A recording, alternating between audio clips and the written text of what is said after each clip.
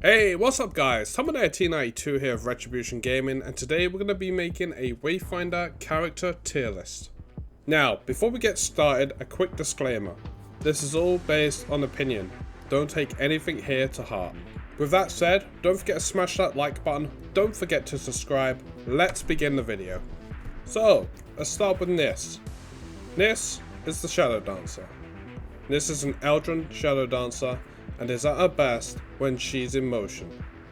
She dances around her enemies, defending herself with Cloak of Shadows and striking them down with spectral blades. Niss's first ability is named Shadow Step. Dash in a line dealing damage, and after a short delay, a Gloom clone will dash from your initial position to you, dealing damage to the enemies. Niss's second ability, Umbral Aura. Niss is empowered by Umbral magic, causing her next 3 dodges to pierce a nearby enemy with shadow. Niss's third ability, Vendril Shade. Briefly become immune to attacks and damage enemies in front of Niss. Niss's fourth ability, Gloom Shroud. For the next few seconds, Shadow Step can be used at no cost. Niss's passive, Lingering Shadow. After dodging, gain attack power for a short duration. Niss also comes with the signature weapon, Knight's Edge. So, where do I place Niss right now? I'm going to be placing Niss at A tier category. High complexity to play, high single target DPS with minimum cleave, very little to no sustain, and generally just a good performer, but there are other Wayfinders that I feel can just do the job better. So right now, Niss, for me, is a solid A. Moving on then, we now have Senja. Senja, the champion. Senja loves to put on a show. She delights in close combat and can use her affinity for the storm to drag her enemies close or blast them across the battlefield in a burst of lightning. Senja's first ability, Gladiator Pummel. Punch forward, then hold to showboat. On release, Senja punches again and buffs her next weapon attack. Fully showboating increases the damage of the follow-up punch. Senja's second ability, Gain Favor. Hold to showbait for the roaring crowd, filling your favor. On release, taunts nearby enemies while buffing Senja and her allies. Senja's third ability, Lightning Grasp. Use lightning to pull all displaceable enemies towards Senja in a large area. Senja's fourth ability, Grand Finale. In the form of the lightning spear, Senja charges to smash an enemy, dealing massive damage to them and fully filling the crowd's favor. Senja's passive ability, Crowd Favorite. Holding Gladiator Pummel and Gain Favor abilities will cause Senja to showboat. While showboating, she cannot be staggered, takes reduced damage, and increases the crowd's favor. As the crowd's favor increases, Senja gains attack damage and ability power. Senja also comes with her signature weapon, Colossus. So, where would I put Senja? Senja for me is a B. Not actually that great. On paper looks really good, but in execution just doesn't add up. The damage reduction needs to be increased, or some sustain given to Senja. The showboating just enables you to take so much damage. You kind of have to stand still and allow enemies to hit you at that point. So not so great on that. The kit's just a glass half full at this point. Could be better. A lot better, to be fair. And the more Wayfinders that come out that are just like going into the A and S tiers, Senja's just gonna keep being pushed and pushed down the tiers further until they really fix her kit, give her something useful there. So yeah, right now Senja for me is a B and could probably do some love going down the line now. Okay then, right, so moving on to Silo, the Tactician. Silo switches easily between melee and ranged combat, and is at his best when he embraces this versatility. He has a host of tactical tools he can distract his foes with illusions, slow them down with oil, or burn them with fire, potentially setting off deadly chain reactions. Silo's first ability is Firebomb. Toss a firebomb that ignites enemies, dealing damage over time. Causes a chain reaction with Oil Bomb. Silo's second ability, Oil Bomb. Leaves a pool of oil in front of Silo, slowing enemies and causing them to take additional damage. Silo's third ability, Proto Clone. Dash backwards, leaving behind a clone that pulls nearby enemies in. The clone will taunt nearby enemies into attacking it until it expires. Silo's fourth ability, Arc Nemesis. Silo sends out Egg to shock all enemies in the area, dealing a burst of damage. Egg remains in the area for a short time, slowing and damaging nearby enemies. Silo's passive ability, Strategic Advantage. Deals bonus melee and range damage to enemies that are debuffed. Silo also comes with his signature weapon, Lungshot. For me, Silo is an A tier Wayfinder. Just using the taunt to pull the enemies in and then dotting them up so you can deal additional melee or range damage is great. It's a great kit that synergizes really well. So yeah, going with this, solid A for me. Okay, moving on to Wingrave, the Seeker. Wingrave excels at close combat. He specializes in supporting allies, summoning shields of light, and healing his allies, even as he calls down divine judgment on his enemies. Wingrave's first ability, Righteous Strike.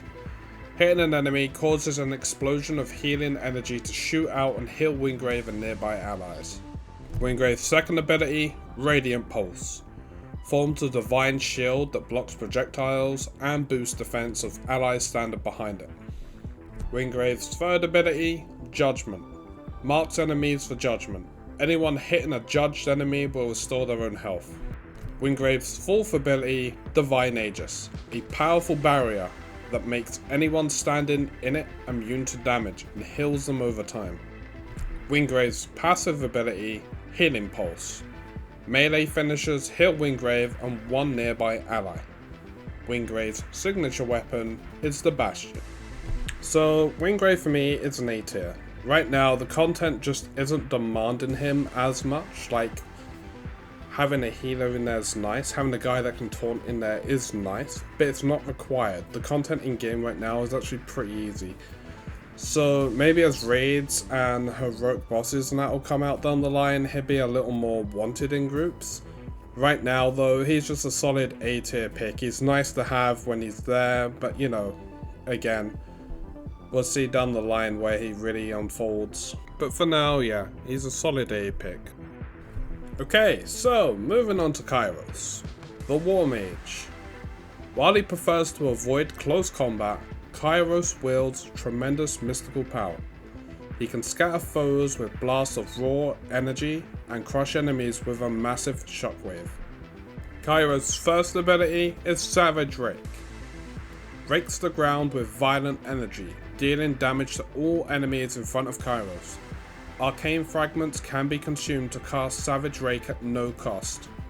His second ability, Siphon Radiant. Release a wave of energy around Kyros that damages enemies and absorbs arcane power, reducing cooldowns and granting an arcane fragment. His third ability, Arcane Focus. Marks enemies in an area. As enemies are hit, the mark builds up in power and detonates at max, or when it expires. His fourth ability, Hand of Reckoning. Deals massive damage to enemies in a large radius around Kyros.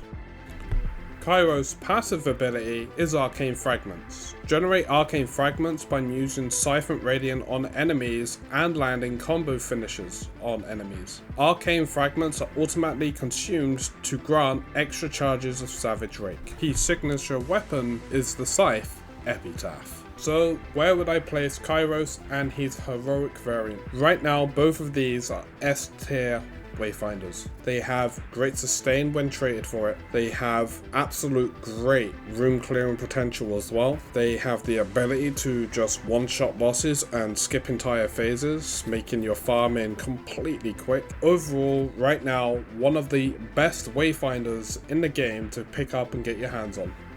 And with that said, on to our final Wayfinder, Venomess, the Alchemist. Venomess loves to play with her prey, and she can switch between ranged and melee combat at ease. Her chemicals can poison her enemies and strengthen her allies, and her thrusters give her tremendous mobility. Starting off with Venomess's first ability, Transfusion. Shoot a volley of poison needles that lock onto nearby enemies, dealing damage. Hitting an enemy with a needle causes a healing projectile to seek a nearby Wayfinder. These projectiles heal over time based on the number of stacks of venom on the source of the enemy. Onto her second ability, Vampiric Blast. Launch a bomb that absorbs up to 5 nearby poison clouds.